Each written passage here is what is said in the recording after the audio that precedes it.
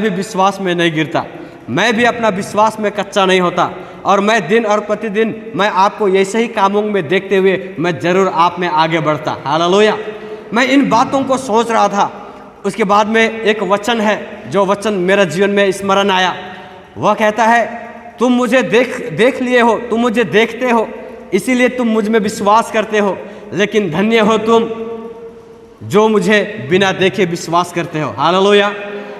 परमेश्वर ने स्वयं प्रभु यीशु मसीह ने अपने जीवन में अपने में विश्वास करने वालों को, जिन्होंने परमेश्वर को देखा ही नहीं, परमेश्वर के समीप गए भी नहीं, परमेश्वर के हाथ पांव कान नाक मुंह को कभी भी नहीं देखे, लेकिन परमेश्वर स्वयं कहता है कि धन्य है वे लोग जो मुझे बिना देखे विश्वास करते हैं। Hallelujah, hallelujah, hallelujah.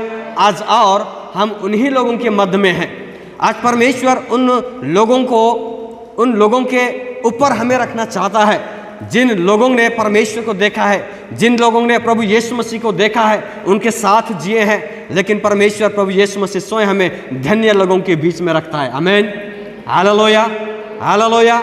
हम कितने अच्छे बातों को देख पा रहे थे कि हमें अब आत्मा में जीना है। आइए हम सब एक वचन को निकालेंगे और कुछ समय हम परमेश्वर के वचन में जाएंगे कि आज एक बार फिर भी वह परमेश्वर जो हमारे मध्य में निरंतर हमें अगुवाई करते हुए लेके चलता है, वह हमारे जीवन में क्या बताना चाहता है।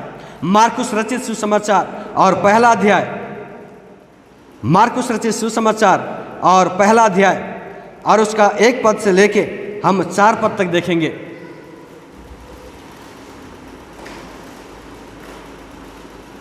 हालेलुया। मार्कुस रचित सुसमाचार पहला अध्याय और 1 से लेकर 4 तक देखेंगे। कोई भी एक जन पढ़िएगा। परमेश्वर का पुत्र यीशु मसीह के सुसमाचार का आरंभ। जैसे यशायाह भविष्यद्वक्ता की पुस्तक में लिखा है, देख मैं अपने दूत को तेरे आगे भेजता हूँ, जो तेरे लिए मार्ग सुधारेगा। जंगल में एक दिखाने वाले का शब्द दे रहा है कि प्रभु का मार्ग तैयार करो और उसकी सड़कें सीधी करो। यूहन्ना आया जो जंगल में बपतिस्मा देता और पापों की क्षमा के मन फिराव के बपतिस्मा का प्रचार करता था। आमीन। यहाँ पे परमेश्वर का वचन कहता है, स्वयं परमेश्वर ने जो इस संसार में रहने वाले लोग हैं, और परमेश्वर को अच्छी रीति से मालूम था कि वे जो जीवन को जी रहे हैं, वे जीवन को जीते हुए वे कभी भी परमेश्वर के पास या फिर मेरे पास, वह परमेश्वर का सोच था कि ये नहीं पहुंच पाएंगे। और इसीलिए उन्होंने अपना एकलौता प्रिय पुत्र को भेजा। इससे पहले कि प्रभु यीशु मसीह अपना सेवकाई को शुरू करे, इन बातों को प्रचार करे कि आज आप जो जीवन को जी रहे हैं वे परमेश्वर के विपरीत है, वे परमेश्वर के विरोध में है, वे आज आपको अच्छा लगता है वो मार्ग में जीना, लेकिन अंत के समय में वे आपको अधोलोक तक लेके जाएगी। और परमेश्वर को इन बातों को मालूम था, और इसीलिए जब प्रभु यीशु मसीह को भेजा, और प्रभु यीशु मसीह को भेजने से पहले उन्होंने यूहन्ना बपतिस्मा देने वालों को प्रभु यीशु मसीह के लिए एक ऐसा स्थान को तैयार करने के लिए भेजा जहां से स्वयं प्रभु यीशु मसीह अपने अपनी सेवकाई की कार्य को आगे बढ़ा सके। हालेलुया। और यहाँ पे इस बात को यूहन्ना, ये बपतिस्मा देने वाला इस बात को बताता है कि यूहन्ना आया जो जंगल में बपतिस्मा देता और पापों के क्षमा के लिए। जब मैं इन वचनों को मैं पढ़ रहा था कि पापों की क्षमा के लिए मन फिराव का बपतिस्मा। हालेलुया। कैसा बपतिस्मा? मन फिराव का बपतिस्मा। आज यदि हम शरीर का बात करें तो हम अच्छे अच्छे कपड़ों के द्वारा, अच्छे अच्छे तेल के द्वारा, अपने चेहरा में अच्छा फेस वॉश के द्वारा, अब अच्छे कपड़ों के द्वारा हम एक ढोंगी के समान हम अपने जीवन में उन बातों को दिखा सकते हैं जिन कार्यों को हम करते नहीं, जिन जीवन को हम जीते नहीं, जिन बातों को हम बोलते नहीं, ऐसे कार्यों को हम अपने जीवन में दिखा सकते हैं। क्यों? क्योंकि इनको दिखाना हमारे लिए बिल्कुल साधारण रीति से हम दिखा सकते हैं। लेकिन यहाँ पे परमेश्वर का भक्त, यहाँ पे ये जो यूहन्ना है वो स्वयं कह रहा है कि मन फिराव का बपतिस्मा। हालेलुया। नीति वचन का किताब कहता है मन को वश में करना एक नगर को जीतने के बराबर है, और जो अपने मन को वश में नहीं करता उसका शहरपना मानो उजड़ा फाटक के समान, उजड़ा शहरपना के समान है। हालेलुया। इसीलिए परमेश्वर का वचन कहता है यहाँ पे कि मन फिराव का बपतिस्मा का प्रचार करते गया। मेरे प्रियो, मैं बताना चाहता हूँ इन बातों को कि आज हमारे जीवन में काफ़ी बार हम अपने मनों में उन बातों को तैयार नहीं कर पाते जिन बातों को परमेश्वर स्वयं तैयार करने के लिए आज प्रभु यीशु मसीह को भेजा था। प्रभु यीशु मसीह जब इस संसार में आए, वे जब तक लोगों के मध्य में थे, चाहे उनको किसी भी बातों की आवश्यकताएं क्यों ना थी, वे अपने परमेश्वर के साथ उनका मुलाकात है, परमेश्वर स्वयं उनके जीवन में होके काम कर रहे हैं। इन बातों को प्रकट करने के लिए लोगों के हर एक जरूरतों को उन्होंने पूरा किया, हर एक प्रकार से अद्भुत कामों को प्रकट किया, हर एक प्रकार से उन तमाम परमेश्वर के द्वारा दिए गए आशीषों को, कामों को प्रकट करते हुए दिखाया और इन बातों को बार बार बताने की कोशिश किया कि देखो आज परमेश्वर जिंदा है, परमेश्वर के सामने आपको आना है, परमेश्वर के लिए आपको जीना है, परमेश्वर के लिए आपको तैयार होना है। और वह प्रभु यीशु मसीह हर बार इस संसार में रहने वाले पापियों के लिए, संसार में रहने वाले गंदे कामों में जीने वालों के लिए, संसार में रहने वाले अपराध के कामों में जीने वाले लोगों के लिए वो बार बार इस बात को बताते गया कि एक परमेश्वर है जो अंत के समय में आपका जीवन का हिसाब लेगा, आपके जीवन का हर एक कार्यों का हिसाब लेगा। इसीलिए अपने मन में बपतिस्मा का होना आवश्यकता है। Hallelujah, hallelujah. और लोगों को बार बार अद्भुत कामों के द्वारा, बार बार अपने आश्चर्य कर्मों के द्वारा कि हाँ जो मैं पिता में हूँ इसलिए पिता मुझ में होके काम करता है, इस बात को प्रकट करते गया। लेकिन एक समय आया जब प्रभु यीशु मसीह को बार बार पुकार के कहा गया कि इसको क्रूस पे चढ़ाया जाए। वह प्रभु यीशु मसीह ने अपने पिता की इच्छा को पूरा करने के लिए उन्होंने अपने जान को उस कलवरी क्रूस पे दे दिया। लेकिन जब वही प्रभु यीशु मसीह जब परमेश्वर पिता के पास में पहुंचता है, जब परमेश्वर के पास में पहुंचता है, वह एक बात को बताता है कि हे पिता, मैं जब तक पृथ्वी में था मैंने आपके बारे में बताया, लोगों को मैं आपके बारे में सुनाया, आपके प्रेम के बारे में बताया, आप कैसा अनुग्रहकारी परमेश्वर है, आप कैसा करुणा निधान परमेश्वर है, आप कैसा दया का सागर है, आप कैसे पापियों को भी नष्ट करना नहीं चाहते, आप कैसे उनको बचाना चाहते हैं, इसीलिए आपने मुझे भेजा ताकि लोग आपको जाने। लेकिन वही परमेश्वर का पुत्र प्रभु यीशु मसीह जब परमेश्वर के पास पहुंचता है, वो इस बात को बताता है कि हे प्रभु, हे परमेश्वर पिता, आज जिस जगत में मैं था, आज जिस लोगों के मध्य में था, आज वे लोग पाप में इतने पड़े हुए हैं, इतने गुनाह में पड़े हुए हैं कि वे उन पापों से निकलने के लिए उन्हें काफ़ी मुश्किलों का सामना करना पड़ेगा। फिर भी वो निकल नहीं पाएंगे। वे जो फंदा में फंस चुके हैं उनसे वे कभी भी आज़ाद नहीं हो पाएंगे। वे कभी भी वो आपको भावने वाला, आपको प्रसन्न करने वाला या फिर आपके राज्य तक पहुंचने का जीवन को कभी भी प्राप्त नहीं कर पाएंगे। इसीलिए हे पिता, मैं आपसे प्रार्थना करता हूँ, मैं विनती करता हूँ कि जब तक आपकी आत्मा की सामर्थ्य इनके जीवन में ना आ जाए, जब तक आपकी आत्मा की सामर्थ्य इनके जीवन को ना छू जाए, तब तक ये आपको प्रसन्न करने वाला जीवन नहीं जी पाएंगे। Hallelujah, hallelujah, hallelujah. प्रभु यीशु मसीह हमारे लिए एक मध्यस्थ बना और जब तक वह पृथ्वी में था वह परमेश्वर का प्रेम के बारे में हमें बताता गया। लेकिन वही प्रभु यीशु मसीह जब परमेश्वर के पास में पहुंचा, वे लोगों की कमजोरियों को बताते गए। आमीन। वे लोगों को जो जीवन को जी नहीं पाएंगे उन बातों को बताते गया, उनके पापों के बारे में बताते गया, उनके कमजोरियों के बारे में बताते गया। और यूहन्ना बपतिस्मा देने वाला यही बात को बताता है कि मन फिराव का बपतिस्मा के लिए उन्होंने प्रभु यीशु मसीह के लिए वो रास्ता को तैयार करने के लिए, वो जगह को तैयार करने के लिए स्वयं वो बपतिस्मा देने वाला यूहन्ना ने तैयार किया था। Hallelujah, hallelujah. मन फिराव का बपतिस्मा। मेरे प्रियो, आज मैं इस बात को आपके बीच में रखना चाहता हूँ कि कितनी बार हम इन दिनों में इन बातों की आभास में जी रहे हैं कि अब भी हमारा जीवन जो है वो एक ऐसी तड़प में पहुंच चुका है जो केवल और केवल परमेश्वर ही इसे शांत कर पाएगा। हम कुछ ऐसे दर्द को लेके जी रहे हैं, हम कुछ ऐसे पीड़ाओं को लेके जी रहे हैं जिन पीड़ाओं को चाहे लोगों के बीच में हम रहें या अच्छे खाने पीने के द्वारा, चाहे अच्छे लोगों के मध्य में क्यों ना चले जाए, हाँ बुद्धिमानों के बीच में क्यों ना चले जाए, लेकिन हम इन दिनों में एक ऐसे अनुभव को कर रहे हैं जिन अनुभवों को केवल और केवल परमेश्वर ही पूरा कर सकता है। Hallelujah, hallelujah. मेरे प्रिय, परमेश्वर का वचन कहता है कि आज मन फिराव का बपतिस्मा आज हमारे जीवन में होने की आवश्यकता है, क्योंकि प्रभु यीशु मसीह ने अपने वचनों में, प्रभु यीशु मसीह ने अपने बातों में इन बातों को समझाने की कोशिश किया कि यदि कोई आपको एक गाल पे मारे तो आप दूसरा गाल को फेर दो। ये यदि जब हम वचन में पढ़ेंगे, यदि हम किसी के मुंह से सुनेंगे, ये हमें बहुत अच्छा लगता है। हाँ, हमें लगता है कि हाँ, मैंने कुछ सीखा है। लेकिन जब यही जीवन को हम जीने के लिए, हम अपने दैनिक जीवन में जीने के लिए यही परिस्थिति यदि हमारे बीच में आ जाए, तो सोच के देखिए, वचन कहता है कि कोई एक गाल पे मारे तो दूसरा गाल फेर दो। कितना बड़ी बात है। लेकिन जब यही बातों को हम सुनते हैं, पढ़ते हैं, हमें अच्छा लगता है। हाँ, परमेश्वर ने ऐसा कहा है, वचन हमें ऐसा सिखाता है। और हम क्या करते हैं, उन वचनों के अनुसार हम जब सोचते हैं, समझते हैं, और जब परिस्थिति हमारे मध्य में आती है, तो क्या हम सह पाएंगे उन बातों को? क्या हम उन परिस्थितियों से गुजर पाएंगे? वचन जैसा कहता है कि एक गाल पे कोई मारे तो दूसरा गाल फेर दो, क्या हम दूसरा गाल फेरने के योग्य हैं? हम सोच सकते हैं उन समयों में, नहीं, मैंने पास्टर से सुना था कि एक गाल पे मारे तो दूसरा गाल फेर देना चाहिए। हमारा मन जब कोई एक गाल पे मारे, हमारा मुट्ठी ऐसा बंद पड़ जाता है। मालूम क्यों? क्योंकि हमारा भी एक ऐसा समय आता है कि यार, मैं भी इससे तो मजबूत हूँ, बलवंत हूँ, ताकतवर हूँ, मेरे पास में भी इतना मोटा ताज़ा हूँ कि मारूँ तो मैं भी एक घुसा में गिरा दूंगा। मालूम, हमारा विचार ऐसा आ जाता है, हमारा कल्पनाएं ऐसा आ जाता है।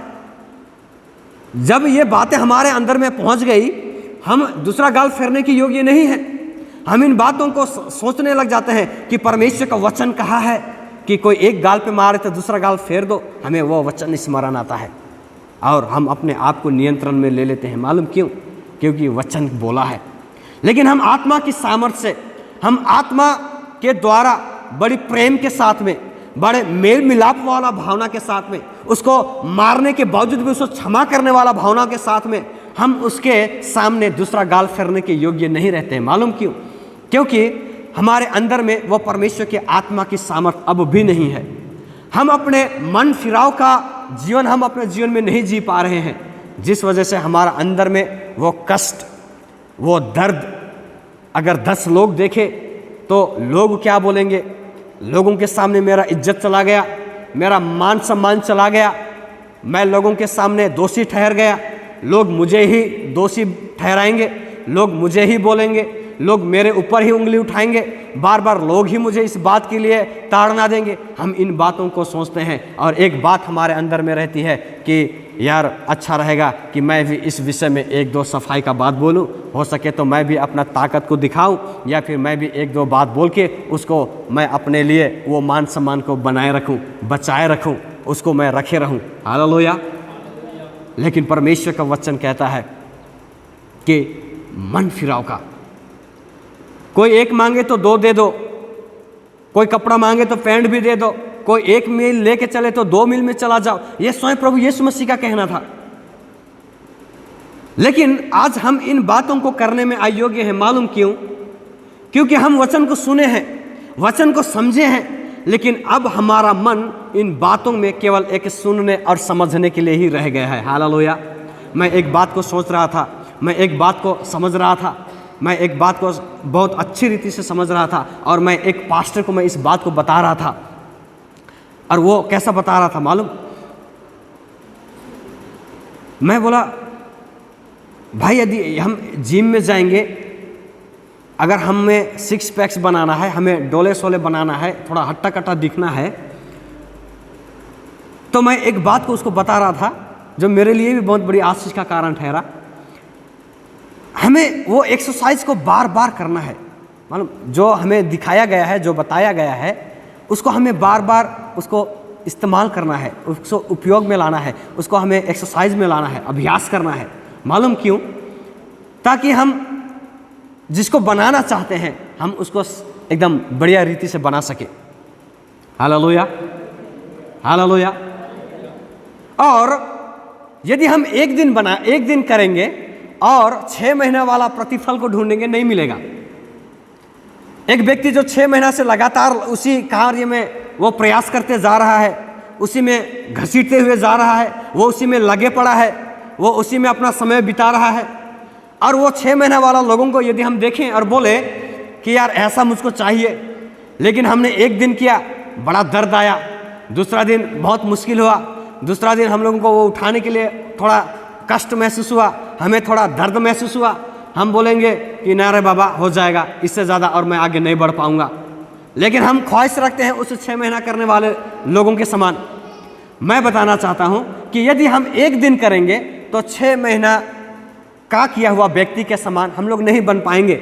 लेकिन मैं एक बात को आपको बताना चाहता हूं, यदि हम लोग वही कार्य में लगे रहें, हम उसी कार्य में यदि हम लगे रहें, तो ऐसा नहीं है कि 6 महीने के बाद में भी हमारा कुछ भी बढ़ोतरी ना हो। हालेलुया। आइए मेरे साथ में एक वचन को निकालेंगे, नीति वचन का किताब और उनका 12वां अध्याय।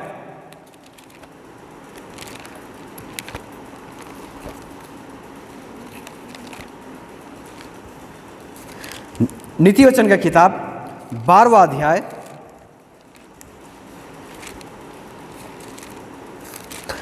और उसका हम लोग पढ़ेंगे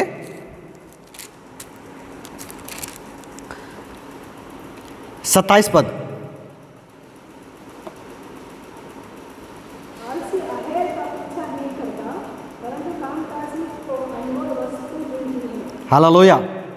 मैं जब इन वचनों को पढ़ रहा था और मैं परमेश्वर से पूछ रहा था कि प्रभु आप क्या बताना चाहते हैं, मैं तो ऐसे भी शारीरिक रीति में घर में पड़ा हुआ व्यक्ति हूँ, है कि नहीं। मैं इन बातों को सोच रहा था और परमेश्वर ने मुझको इस बात, इन वचनों के द्वारा ये बात को बताना चाह रहा था और इन बातों को स्पष्ट किया मेरे जीवन में कि आलसी आहेर का पीछा नहीं करता,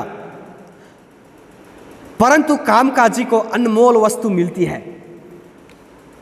मैं सोचा ऐसे कैसे? प्रभु स्वयं कह रहा है यहाँ पे कि कामकाज करने वालों को अनमोल वस्तु मिलती है। और मैं इन बातों को सोच रहा था कि प्रभु यदि हम जिन बातों में लगातार लगे पड़े हुए हैं, जिन बातों में हम जैसे तैसे भी करके हम अपने जीवन में उन प्रयास में हम पीछे नहीं हट रहे हैं, हम लगातार करते ही जा रहे हैं, तो कैसा रहेगा? वचन कहता है कि आप किन जगहों में क्या ढूंढ रहे हैं।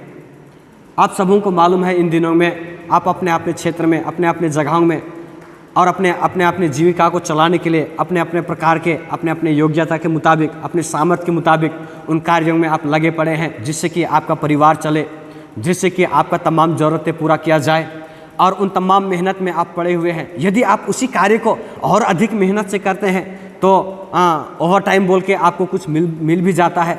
यदि आप एक जगह को करते हुए उन जगहों से समाप्त करके किसी और जगह में पढ़ते हैं तो वहाँ से भी आपको मिलता है। यानी कि यदि आप शरीर में कार्यों को पूरा करने के लिए, यदि आप शारीरिक ज़रूरतों को पूरा करने के लिए आपका दिया गया स्थान में यदि आप बड़ी विश्वास योग्यता के साथ में, आप बड़ी मेहनत के साथ में उन कामों को आप कर रहे हैं, तो एक दिन उसका प्रतिफल मिलता है।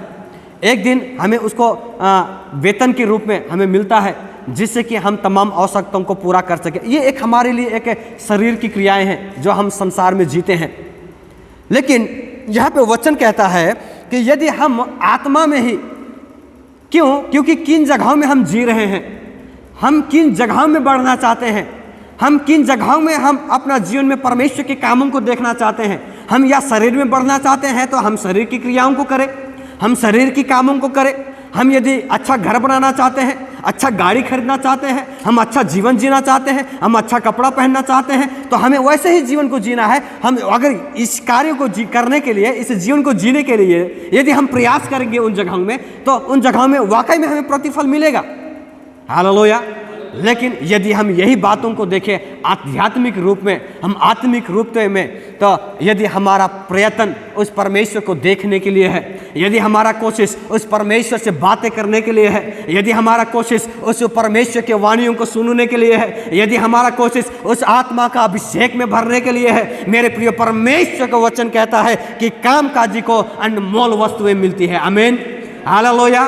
यदि आज हम उस परमेश्वर को देखने के लिए, यदि हम उस परमेश्वर को सुनने के लिए, यदि हम उस परमेश्वर का अभिषेक में भरने के लिए यदि हमारा प्रयत्न है, यदि हम कोशिश में लगे पड़े हैं, या यदि हम दिन और प्रतिदिन हमारा सोच में, हमारे विचारों में, हमारे कामों में, हमारे हर एक विषय में यदि उस परमेश्वर के लिए जी रहे हैं, वह परमेश्वर आने वाला समय में वो स्वयं कहता है कि वो हमें अपने अद्भुत युक्ति के साथ भरेगा। आमीन, हालेलुया। वे हमें अपनी सामर्थ्य भरेगा, वे हमें अपने बल से भरेगा, वह स्वयं हमें उठाने के लिए तैयार है। वचन योएल का किताब 2 अध्याय 28 पद में कहता है कि मैं अंत के समय में अपनी आत्माओं के तुझ पर उंडेलूंगा। वह परमेश्वर की इच्छा है, वह परमेश्वर स्वयं चाहता है कि आज उसकी कलीसिया कोई भी निर्बलताओं में ना पड़े, आज उसका कलीसिया कमजोरी में ना जिए, उसके कलीसिया के पास में कुछ रहे या ना रहे, लेकिन परमेश्वर चाहता है कि उनका अभिषेक उनका कलीसिया में रहे। आमीन, हालेलुया, हालेलुया। आइए हम और एक वचन को पढ़ेंगे, नीति वचन का किताब 13वां अध्याय और उनका 4था पद। बुद्धिमान की शिक्षा जीवन का श्रोता, 4था पद, नीति वचन का 13वां अध्याय 4था पद। आलसी का प्राण लालसा को चलता है और उसको कुछ नहीं मिलता, परंतु कामकाजी हष्ट-पुष्ट होते जाते हैं। आमीन। अगर हम परमेश्वर में मेहनत कर रहे हैं, यदि हम परमेश्वर को देखने के लिए मेहनत कर रहे हैं, यदि हम आत्मा में जीवन जीने के लिए कोशिश कर रहे हैं, यहाँ पे स्वयं परमेश्वर का वचन कहता है कि उनको वह स्वयं हष्ट पुष्ट करेगा। आमीन। वे अपने आत्मा के सामर्थ्य से वह स्वयं भरेगा, वह स्वयं हमें उन दिशाओं की ओर लेके बढ़ेगा जिन दिशाओं में परमेश्वर स्वयं हमें लेके जाना चाहते हैं। आज हम कष्ट महसूस कर रहे हैं, आज हम अपने आप में कमजोर अनुभव कर रहे हैं, आज हम उस परमेश्वर को जैसा देखना चाहते हैं वैसा नहीं देख पा रहे हैं, आज भी हम किसी न किसी जगह में संघर्ष में जी रहे हैं, आज हम किसी न किसी जगह में हम मुश्किलों का सामना कर रहे हैं। परमेश्वर का वचन कहता है परंतु कामकाजी हष्ट पुष्ट होते जाएंगे। हालेलुया, हष्ट पुष्ट होते जाते हैं। परमेश्वर का वचन कहता है कि यदि हम उनमें प्रयत्न कर रहे हैं, यदि हम उनमें प्रयास कर रहे हैं, वह परमेश्वर हमारे किया गया परिश्रम का प्रतिफल देने के लिए स्वयं अपने दाहिने हाथों को बढ़ाएंगे। आमीन, आमीन, हालेलुया, हालेलुया, हालेलुया। मेरे प्रियो, आज हम कैसा जीवन को जी रहे हैं? आज जरूरी है कि हम अपने आध्यात्मिक जीवन को टटोले, हम अपने जीवन के अस्तित्व को समझें, हम अपना जीवन को परखें, हम जांचें, हम देखें कि हम कैसा जीवन को जी रहे हैं। कहीं आत्मा में शुरू करते हुए कहीं हम शारीरिक में तो नहीं बन गए, कहीं हम जिस प्रेम में हम परमेश्वर को ढूंढते आए थे, क्या हमारा प्रेम ठंडा तो नहीं पड़ गया? क्या हमारा आत्मिक शुरुआत कहीं शारीरिक तो नहीं बन गया? मेरे प्रियो, आज हमें जानना है, परमेश्वर का वचन कहता है कि शरीर आत्मा के विरोध में है और आत्मा शरीर के विरोध में है। यदि हम आज इस शरीर के अनुसार जी रहे हैं, यदि हम अपना आत्मा को उस शरीर के मुताबिक चला रहे हैं, मेरे प्रियो, हमारे लिए एक ऐसा फंदा को तैयार किया गया है जिन फंदा में हम फंसने के बाद में हमें आज़ाद कर पाना और किसी लोगों के मध्य में वो धन, वो संपत्ति, वो पैसा, वो लोग हमें आज़ाद नहीं कर पाएंगे। हालेलुया। जरूरी है इन समयों में कि हम अपने मन की बपतिस्मा में तैयार हो जाए, हम अपने मनों को फिरा लें, हम अपने जीवन में उन कार्यों की ओर बढ़े जो कार्य की ओर स्वयं वह प्रभु यीशु मसीह हमें लेके जाना चाहता है। इन दिनों में वह पवित्र आत्मा जैसे हमें जीवन जिलाने के लिए चाहता है, जिस जीवन में हमें आगे बढ़ाना चाहता है, कि जरूरी है कि हम अब शरीर की क्रियाओं को मारने वाले बन जाए, जरूरी है कि हम शरीर की अभिलाषाओं को त्यागने वाले बन जाए, जरूरी है कि शरीर में आया गया परीक्षाओं को हम नजरअंदाज करने वाले बन जाए। यह समय है कि हम आत्मा की सामर्थ्य में भर जाए, यह समय है कि हम पवित्र आत्मा के बल में भर जाए, यह समय है कि हम पवित्र आत्मा के चलाए चाल को, हम जीवन को हम जीने वाले बन जाए। Hallelujah, hallelujah, hallelujah, hallelujah. मेरे प्रियो, अब भी समय नहीं बिगड़ा है, अब भी वह समय नहीं गया है जो कष्ट में हम जी रहे हैं, जो पीड़ाओं में हम जी रहे हैं, जिस अभाव में जी रहे हैं, जो हमारा जो जीवन एक बंजर भूमि के समान बन गया है। आज हमें चिंता करने की कोई आवश्यकता नहीं, आज हमें घबराने की कोई आवश्यकता नहीं। बस आज हमें उस शरीर की क्रियाओं को मारते हुए हमें आत्मा में जीवन को जीना है, हमें अपने मन को परिवर्तन करना है। वचन कहता है कि तुम्हारा आँख शरीर का दिया है और ये आँख जैसा जीता है ये जीवन वैसा ही जीना चाहता है। हालेलुया। लेकिन आयुब कहता है कि मैंने अपने आँखों में वचा बांधा है, मैंने अपने आँखों में कसम खाया है, मैंने अपने आँखों में वो बात को ले लिया है ताकि मैं इन आँखों से परमेश्वर के विरोध में मैं पाप ना करूं। आमीन। हालेलुया। मेरे प्रियो, आज जरूरी है कि इन आँखों में हम एक ऐसा पर्दा को डाल दें जो वचन की परिपक्वता में आ जाए। वो परमेश्वर का वचन को हम अपने आँखों में ले लें ताकि जो कुछ भी हम देखें वे ये शरीर उन अभिलाषाओं में भागने के लिए नहीं, लेकिन एक बड़ी निर्णय के साथ में, एक बड़ी बदलावट के साथ में, एक बड़ी मन परिवर्तन के साथ में हम उस महान परमेश्वर को भावता हुआ जीवन जीने के लिए तैयार हो जाए। हालेलुया। हालेलुया। अभी भी समय नहीं गया है। मैं बताना चाहता हूँ इस बात को कि अभी भी समय नहीं बिगड़ा है। अभी जो कुछ भी हमने खोया है, आज तक हमने जो कुछ भी निराश में अपना जीवन को जिया है, परमेश्वर उसको बनाने के लिए हमारा सामर्थ्य परमेश्वर है। हालेलुया। हालेलुया। क्या आप विश्वास करते हैं कि आपका परमेश्वर आपको बनाएगा? जोर से ताली बजाएंगे। जिसको विश्वास है वो बजाएंगे। धन्यवाद हो।